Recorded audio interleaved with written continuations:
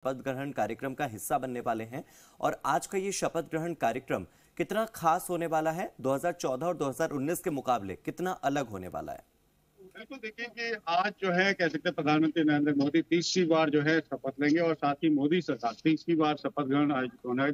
शाम को 7:15 करीब यह होगा और इसको लेकर पूरी तैयारियां हो चुकी है। अगर कहे तो करीब देखिए कि न केवल जो अर्धसैनिक बलों की 5 कंपनियां वो हैं, इसके साथ ही करीब 1100 से ज्यादा दिल्ली पुलिस के ट्रैफिक है।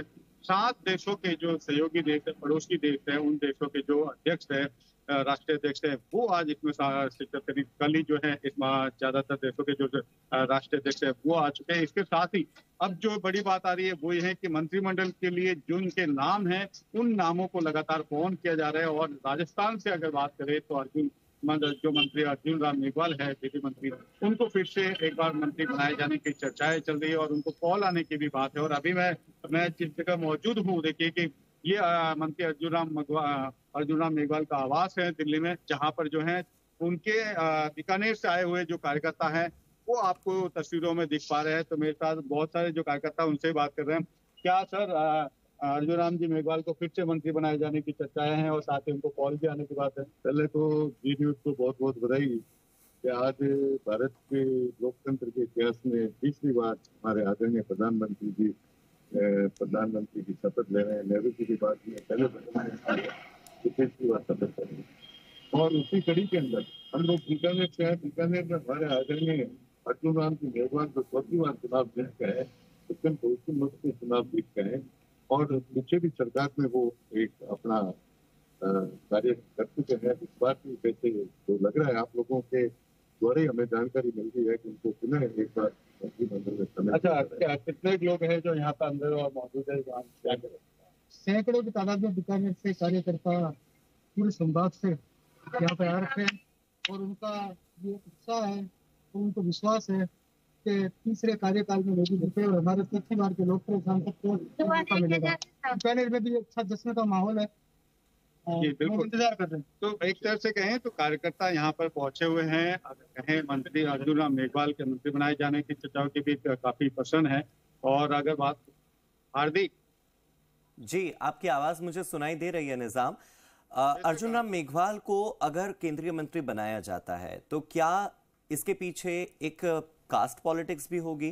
क्योंकि उत्तर भारत का, मैं केवल राजस्थान का नहीं कहूंगा, मैं कहूंगा कि पूरे उत्तर भारत का एक बहुत बड़ा दलित चेहरा है अर्जुन राम मेघवाल।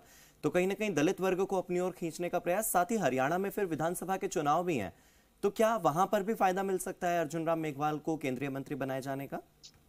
देखिए कि बाबा साहेब डॉक्टर अम्बेडकर के बाद अगर बात से कोई विधि मंत्री के पद पर पहुंचा है अगर ऐसे समुदाय से, तो वो केवल अर्जुन राम मेघवाल है। और उन्हें इसलिए देखिए कि उनको वर्तमान में अगर उनकी जिस तरीके से छवि है और जिन तरीके की उनकी कार्य करने की अगर उनकी तरीका है, वो काफी अगर उनको एक कह सकते हैं बहुत विनम्र स्वभाव के और बहुत नॉलेजेबल व्यक्ति, क्योंकि पहले प्रशासनिक अधिकारी रहे हैं, IAS रहे हैं, कलेक्टर रहे हैं, उसके बाद जिस तरीके से वो विधि मंत्री के तौर पर उन्होंने जो कह सकते हैं छवि बनाई है, तो फिर से जो सरकार उनको विधि मंत्री बना सकती है। ये काफी कुछ जो कह सकते हैं ये उनकी छवि को आगे मजबूत करने का। और साथ ही SC/ST समुदाय के बेशक आपने सही कहा कि आने वाले जो कुछ चुनाव हैं, जो अगर कहें विधानसभा चुनाव हो या चाहे उनके जो इस वर्ग को कह सकते हैं इस वर्ग को प्रतिनिधित्व देने के लिए उनका नाम फिर से आगे लाने की बात मिल जाती है। इसी के साथ प्रधानमंत्री नरेंद्र मोदी के काफी करीबी माने जाते हैं अर्जुन राम मेघवाल, क्या इसका भी उन्हें फायदा मिल सकता है?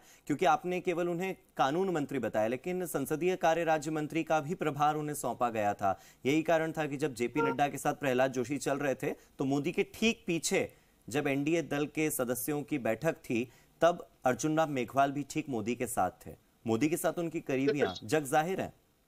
बिल्कुल हार्दिक, देखिए कि उनका संसदीय कार्य मंत्री के रूप में जो उनका जो कह सकते हैं कि कार्यकाल है या उनका जो जिस तरीके से उनका प्रधानमंत्री नरेंद्र मोदी और पूरी टीम के साथ जो उनका कह सकते हैं सामंजस्य है वो बेहतर है। यही वजह है कि देखिए कि अभी भी आज जो नाम जरूर उनका अभी बात में आया के सामने, लेकिन वो सुबह से ही जो है वो पूरी टीम के जो काम है, पूरे जो अगर बात करेंगे आज का पूरा जो शाम का शपथ ग्रहण का समारोह है, उसकी एक बड़ी जिम्मेदारी भी उन्हें मिली हुई है। तो वो खुद सुबह से 6:30 बजे से जो है वो अपने आवास से निकल गए थे और अगर बात कही जाए तो वो सुबह से ही इस कार्य में जुटे हुए हैं। शाम के शपथ ग्रहण समारोह की जिम्मेदारी भी जो है इन्हीं जिम्मेदारी जिन जिन लोगों के ऊपर है, क्योंकि वो वर्तमान में अगर कहे तो निर्वर्तमान है, लेकिन फिर इसके बावजूद जो पार्टी स्तर पे और आंतरिक जो काम है वो उनकी जिम्मेदारी है। तो बेशक वो प्रधानमंत्री मोदी की टीम के एक अहम हिस्सा है और फिर से वो एक बार मंत्रिमंडल में शामिल है। ठीक है, अर्जुन राम मेघवाल का जिक्र तो हम कर ही रहे हैं निजाम। इसी के साथ अभी एक घटनाक्रम हुआ था, तस्वीर आपको याद होगी, वसुंधरा राजे खड़ी थी। वसुंधरा राजे पूर्व सीएम रह चुकी हैं राजस्थान की।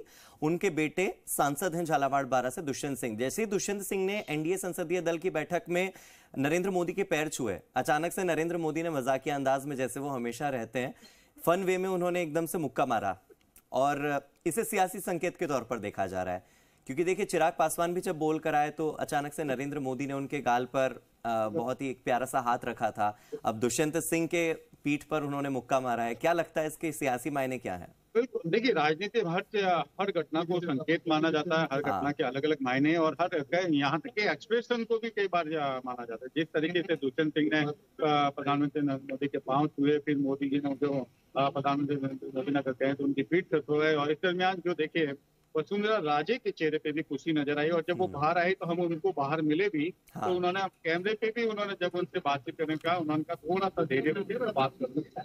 लेकिन उसके बाद वो काफी प्रसन्न नजर आई, जो काफी टाइम के बाद अगर कहे तो दिल्ली में उनकी प्रसन्नता देखने को मिली है। इसके साथ ही अगर देखिए बड़ी चर्चा है, भूपेंद्र यादव है, गजेंद्र सिंह शेखावत है, यहाँ तक कि लुम्बा राम जो कि कलबी समाज से आते हैं, और देखिए कि जिन्होंने पूर्व मुख्यमंत्री अशोक गहलोत के बेटे वैभव गहलोत को हराया। तो फिलहाल जो दिल्ली की राजनीति का लिया रहा है उसमें लुम्बा राम की भी काफी चर्चा है कि लुम्बा राम को जो है चूंकि आपने लुम्बा राम का नाम लिया है तो अक्सर नरेंद्र मोदी चौंकाने वाले फैसले लेते हैं। राजस्थान के सीएम पद पर किसी का नाम आना हो, मध्य प्रदेश के सीएम, छत्तीसगढ़ के सीएम, चौंकाने वाला जो अंदाज है मोदी का, क्या आपको लगता है कि वो चौंकाने वाली पॉलिटिक्स में लुम्बा राम का नाम एकदम फिट बैठता है कि अचानक से लुम्बा राम का नाम मंत्री के तौर पर सामने आएगा, सब लोग चौंक जाएंगे और नरेंद्र मोदी की जो परिपाटी चली आ रही है सालों से वो बरकरार रहेगी? बिल्कुल, देखिए अभी जो पिछले आज जो दिल्ली के राजनीतिक गलियारों में सबसे ज्यादा नाम अगर कोई चर्चा में चल रहे हैं जिनको कि चौंकाने वाला नाम हो सकता है, तो उसमें लुम्बा राम का नाम आ रहा है, जालोर सिरोही से सांसद है। इसके साथ मन्ना लाल रावत है जो उदयपुर से सांसद है, और जो मदन राठौड़ है राज्यसभा से सांसद है। इन तीनों नेताओं के नाम जो है अंडर कह सकते हैं कि पाइपलाइन में जो लोग चर्चा के रूप में ये देखते हैं कि अगर जैसा कि मोदी सरकार का हमेशा ही झटका देने का रहा है, अंतिम समय में चौंकाने वाले फैसले लेते रहे, तो ऐसे में इन तीन नेताओं का भी नाम जो है दिल्ली के राजनीतिक गलियारों में बड़ी सुबह से ही आज सुबह से चर्चा में है। इस सबके बीच में एक नाम और है जिसकी चर्चा मैं आपसे करना चाह रहा था। क्या सीपी जोशी पर टॉप लेवल ने विचार किया होगा? उनके नेतृत्व में भले से लोकसभा का चुनाव ठीक न रहा हो, लेकिन विधानसभा का चुनाव बीजेपी जीती है और सीपी जोशी ने इस बार बेहतरीन प्रदर्शन किया है भारतीय जनता पार्टी के लिहाज से देखा जाए तो। बिल्कुल, देखिए कि सीपी जोशी का नाम भी लगातार ये माना जा रहा है कि उनका नाम भी अहम मंत्रिपद के लिए अहम चर्चा में, क्योंकि न केवल विधानसभा का रिजल्ट उन्होंने बेहतर दिया, लेकिन अगर बात कही जाए क्योंकि अब प्रदेश अध्यक्ष भी बदलाव की ओर है, क्योंकि राज्य के मुख्यमंत्री ब्राह्मण वर्ग से आते हैं, इसके साथ ही प्रदेश अध्यक्ष ब्राह्मण वर्ग से हैं, तो ऐसे में इनको जो है केंद्र में जो है जिम्मेदारी दी जा सकती है। इस बात की भी ज्यादा प्रबल संभावनाएं हैं कि सीपी जोशी को भी जो है आज इस मामले में कुछ हो सकता है। लेकिन फिलहाल हम देख पा रहे हैं कि किस तरीके से जो राजस्थान से जुड़े सभी सांसद जो कि राजस्थान स्टेट गेस्ट हाउस में जुड़े अभी मौजूद हैं, वहां पे भी काफी गहमागहमी है, काफी अगर कह सकते हैं कि सभी के अपने अपने कमरे में बैठे इंतजार कर रहे हैं कि पता नहीं कब किसके पास कॉल हो जाए और उनको तुरंत रवाना होना हो। तो इसके साथ ही सभी तमाम लोग, यहाँ तक कि गजेंद्र सिंह शेखावत भी जो अभी अपने आवास पर है और उनका एस्कोर्ट तैयार है कि कभी भी कॉल आए और वो रवाना हो जाए। निजाम, कुल मिलाकर इस बार बीजेपी के 14 सांसद हैं, जिसमें से 3 तो पहले से मंत्री रह चुके हैं, गजेंद्र सिंह शेखावत, अर्जुन राम मेघवाल और भूपेंद्र यादव। इन 3 को मैं अलग रखूं और फिर बाकी 3 नए नाम, जिसमें चौंकाने वाला नाम लुम्बा राम चौधरी, दुष्यंत सिंह, जिनके सियासी संकेत कुछ दिन पहले मिले, और इसके अलावा आपने एक नाम का जिक्र और किया और वो नाम है राजस्थान से एक बहुत ही चौंकाने वाला नाम। तो क्या आपको लगता है कि इन 6 नामों के अलावा कोई 7वां, 8वां या 9वां नाम भी हो सकता है जो और ज्यादा चौंका दे, जिसकी चर्चा ना हो रही हो? क्योंकि अक्सर हमने देखा बीजेपी चर्चा नहीं करती है, अचानक से नाम ले आती है, क्योंकि 6 के अलावा कोई 7वां, 8वां, 9वां नाम भी हो सकता है।